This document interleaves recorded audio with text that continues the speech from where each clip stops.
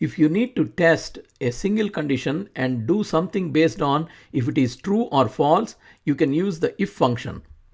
For example, we have size abbreviated as S and M in column C. To show them as small and medium in column D, you can use this formula. Since we have only two sizes, we must test only for one size, example S, and if true, display small, else medium. We don't have to test for the second size. This works fine for two conditions. To handle multiple conditions, you can nest if functions. That is, you can use another if function as an argument to the first if function. Usually, nested ifs are used when you need to test more than one condition and return different results depending on those tests.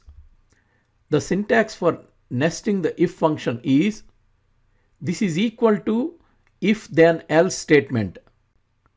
For example, if we have a third size L, we need to add another if statement replacing the false result.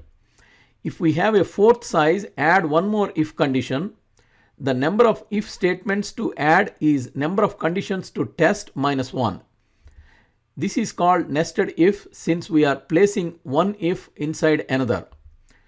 For example, we want to use nested if to assign grades based on a score. To build a nested if formula, test to see if the score is less than 45. If true, return F. If false, add another if function and so on. The Excel nested if function evaluates the logical tests in the order they appear in the formula. The formula stops after the first true result. If you reverse the order of if functions, it will return wrong result. The formula tests for the first condition, and since 45 is less than 95, it will return B. It will not test other conditions. To make the nested ifs easier to read, use spaces and line breaks.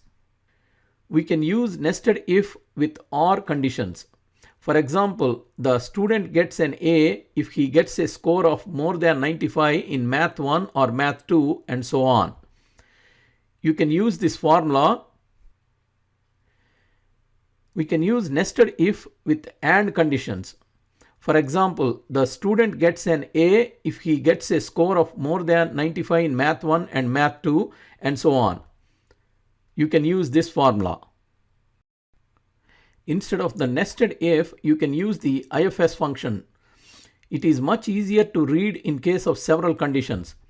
The IFS function checks whether one or more conditions are met and returns a value that corresponds to the first true condition. The syntax is, conditions are entered in test value pairs.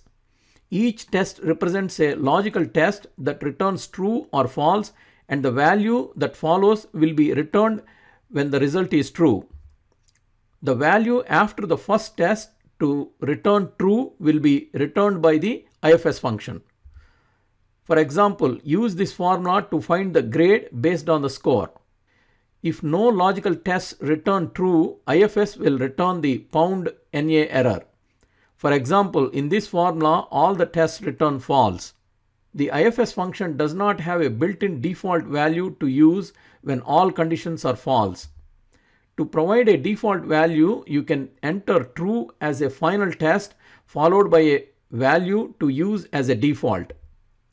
To return A for any score greater than or equal to 95, add the default value A. To download example Excel file, please click on the link in the description. If you like this video, please subscribe to our channel.